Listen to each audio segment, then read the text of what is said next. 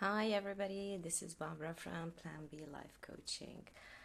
I help struggling parents overcome their biggest parenting challenges, resulting in happier, easier, basically resulting in you becoming the parent your child needs you to be today, not when you become a grandparent, because technically speaking, grandparents are given a second chance because they're doing it all over again. So, in a way, their job is easier. Anyhow, having said that, I'm really, really curious to know what is your biggest parenting challenge? How can we work around that? How can I help you around that? Just put down your comments and we can talk about it in next sessions and coming sessions. Hi, Constantina. Thank you for joining. Today I'll share with you the 5 tips for happier and more confident children. And this is because stress is everywhere. We're constantly living under stress. But at the same time, somewhere at the back of our heads, we know it's our responsibility, our kids' happiness and our kids' self-confidence. It's our responsibility, and we know that it's somewhere there. It's somewhere, and it's somewhere there. So, knowing all that and doing all that, we still know that. Hello. Sorry, it's my first experience, by the way, on Facebook Live. So, hi, Sandy. Thank you for joining. Hi, Mello. Thank you for joining. And having it at the back of our heads, we know that we have to do something. We're always trying to do something about it. So we take it from here. In reality, what's actually happening in reality, it's there are basic needs and there are basic things that our children need that are getting overlooked. Somehow they're getting neglected. And especially for families where we have both parents working, I mean, you know how it goes. That doesn't mean that if you're a stay-at-home parent and spending all your time with your children, that it's a quality time. No, it's not about how much. It's about the quality. And by the way, I have on Mondays. Hi, Salim. I have on Mondays, every Monday, if you tune into my page, I share tips on how to spend quality time with your kids or fun ways to spend time with your kids. Hi, Raja. Thank you for joining. So, guys, time really, really flies, and every day that passes becomes history. From here, I want to invite you to another perspective. That's why I'm talking to you. I'm talking to you today because you can never relive a day again, and today you can start creating better environment by small, tiny, little tweaks in your parenting style. You can really, really make a huge impact on the little person that you're raising or the little people. Impact on them, on their future, on the way they're going to parent their children. So this is your seeding time. This is your active parenting time. This is when you're welcome to be part of their meals, to be part of their outings, to be part of their school, because soon they'll be like, man, get a life, or don't you have your own friends, or don't you have something else to do other than me, So we won't have little children for a long time. We won't have teenagers for a long time. And this is why I'm talking to you today. This is why I've started this initiative. Like, you'll have so much time, plenty of time later on your own to wash dishes, to be on social media, to do everything else. We have plenty of time. Once they open the door and they're out of there, they're out. So starting from here, let's dig in. Let's be part of growing up. Let's be part of the journey And let's start with the first tip. My first tip to you today is time. Take time. I know your work and your job are super important today and tomorrow, and they'll always be super important. But you know what? I promise you something. Tomorrow it's going to be history. Your crisis with a client today, tomorrow they're going to be history. And you know, your kid doesn't understand that much. So how about maybe scheduling some time with your kiddo or your kids, like you do with your client or like you do with your friends. Treat it as a meeting. Treat it as something super important, and it will be if you put it on your schedule. It will be like maybe scheduling a certain time of the day on the beach for us that live on the beach, or maybe a family dinner, family lunch, something, a ritual, a small tiny ritual that no matter what crisis you're going on, this is something, this is something that cannot be canceled. This is something that cannot be, I don't know, changed or, you know. So I'd like to know, by the way, your comments even while I'm talking, like whatever, what are your parenting challenges? What are some things that you'd like to know about more for people that are just now tuning in? What's working for you? What's not working for you? Just feel free, and share. So the first one is book the time, schedule it, treat it as an important meeting. No matter what happens, this cannot change. Does this make sense, everyone? I mean, good to know. Tip number 2, mind your language and your actions. Okay, this is like super big. You are the role model. Whatever you do, whatever you say, you are going to be copied. You are going to be, there are going to be a spitting image of you. So be the person you want them to be. Like, for example, if your kid is whining, step back and see, how does it apply to you? Where do you whine in your life? If your kid had issues with anger, again, observe, take a step back, hold on, pause, see, okay, what do I do when I'm angry? How do I, hi Jmana, what do I do when I'm angry? How do I express my anger?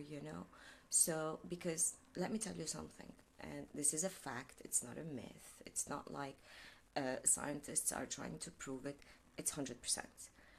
What you do in your kid's head, he goes like, okay, so when I'm angry, I'm going to slam the door or scream at the top of my lungs, because this is what people do when they're angry.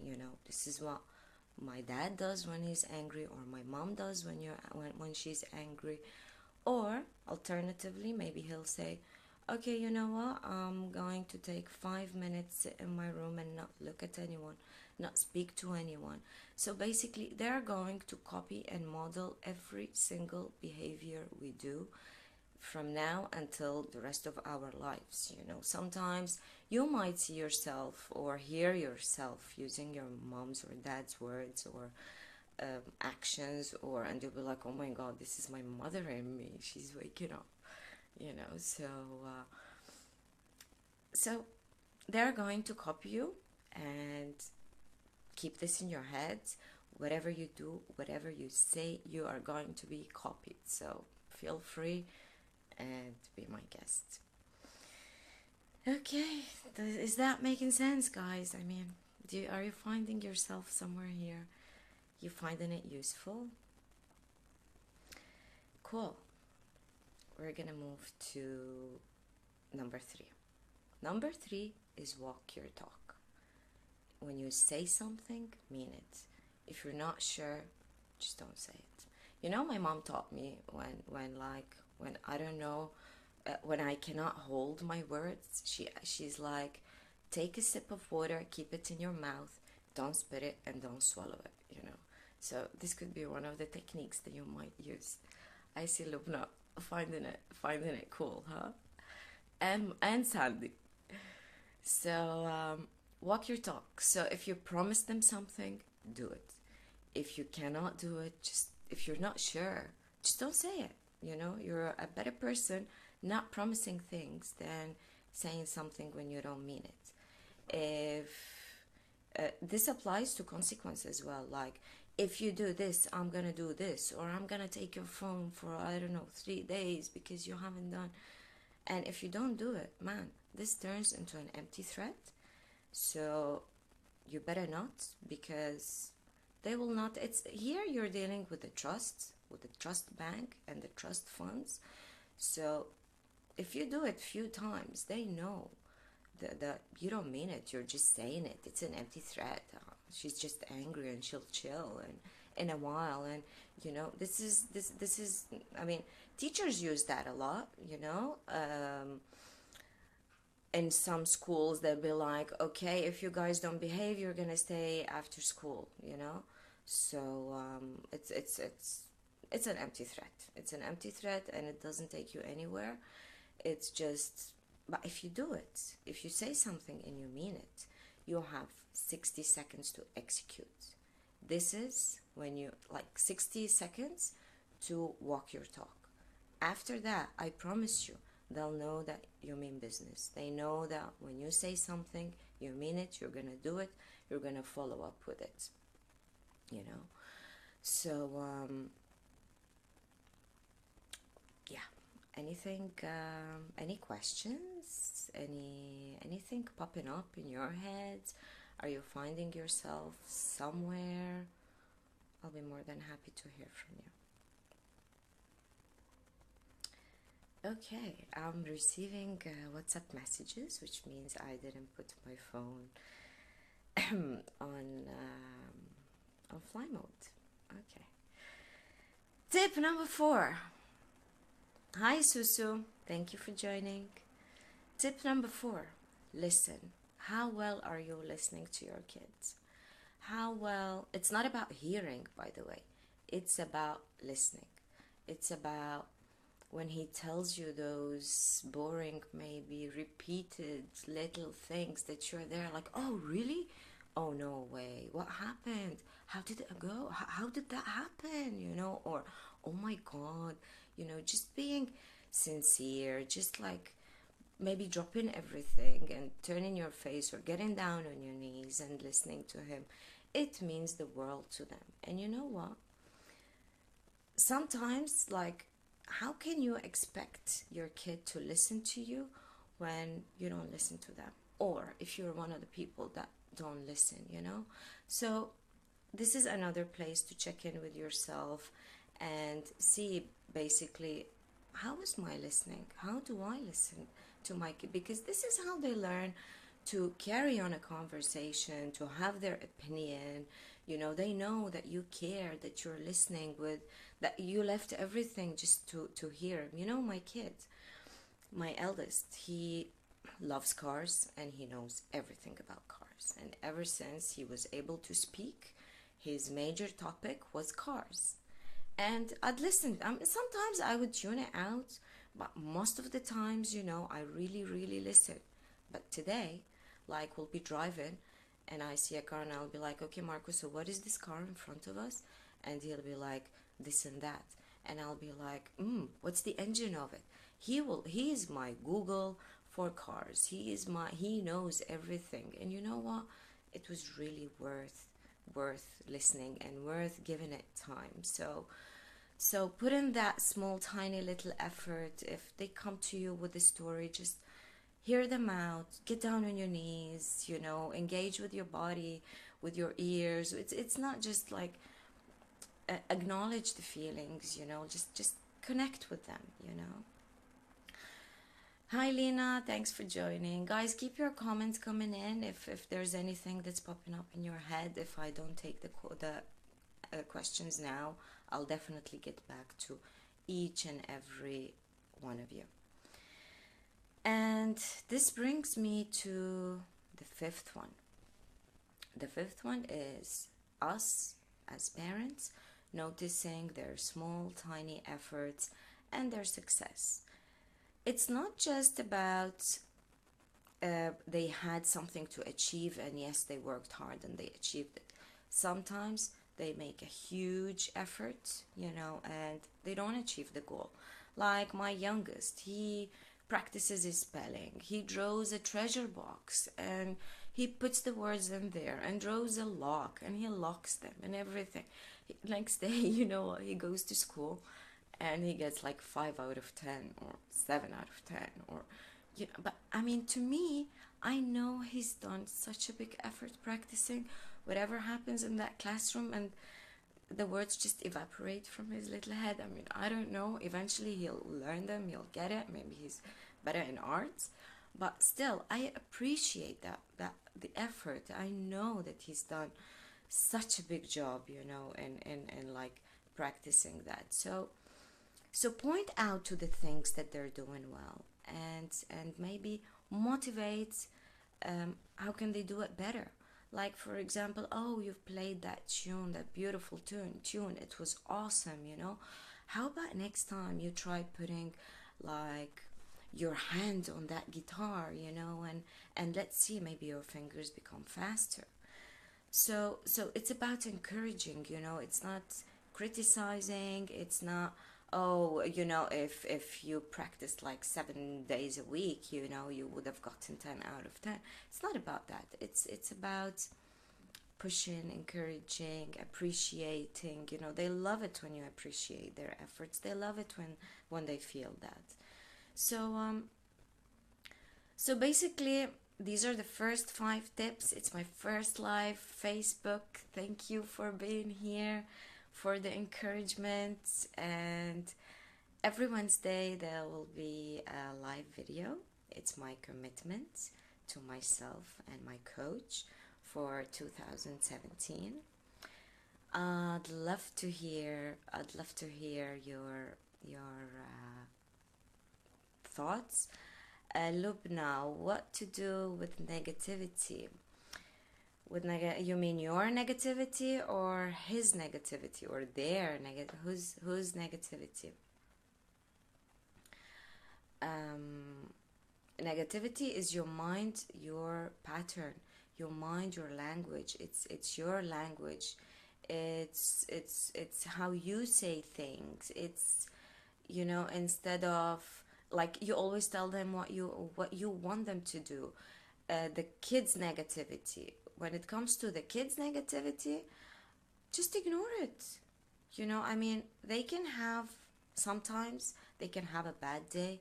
They're little people, but they're humans. They have the full sets of, feelings and emotions. So if they're negative, just disconnect. Do not speak to them for the next 10 minutes, or tell them, hey, honey, I can see you're having a bad day, or I can't speak to you like this when you're so negative.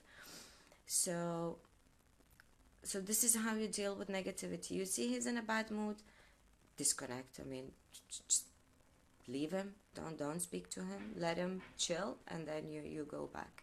But here I want you to notice, where are you negative? How are you maybe modeling negativity without feeling it? Sometimes it's a pattern, we don't feel it. So it's good to know where are we going not wrong, but where are we falling into patterns that we might change. Jumana is asking how to teach kids to be responsible. Responsibility, the easiest way to link it is with chores and homework. So, for example, it's homework, he's not doing his homework, instead of picking a battle, you'll be like, listen, honey, this is your responsibility, it's your job.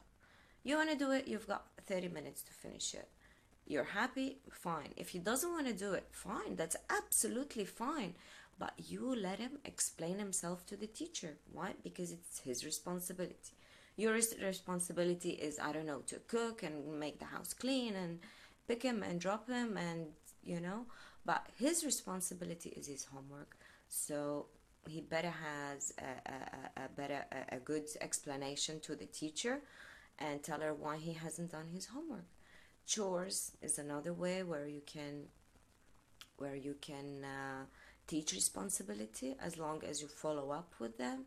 And back to the homework, by the way, you can use homework as a way to walk your talk. So he comes to you, he doesn't want to do it, and then at 9 o'clock you're doing your homework with him, his homework with him.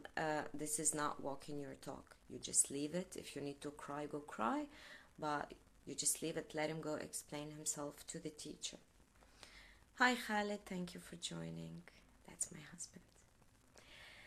Thank you very much, guys, for joining me today, and please feel free to comment, and if you have any topics you'd like me to talk about next Wednesday, I'll be alive the same time in the same place. But I have a small tiny challenge for you before I end with you guys, which is please pick one of the 5 things and start implementing today. I'm not saying change your life overnight. I'm not saying take them all and make that drastic change. Start gradually. It's January, you still have plenty of time. So take one. Let me know which one you're like, maybe the one that needs work, maybe the most one that, the one that you feel like, okay, I'm not really listening to my kiddo, or okay, I'm gonna walk my talk from today. So regardless which one you're going to choose, I'll be more than happy sharing that with you. I'll be more than happy being part of it and celebrating basically your success. I would love to know what difference it's going to make in your parenting life. Thank you very much, guys. Thank you very much for being here, and I will see you next Wednesday, same time and same place, with a new topic. Bye for now.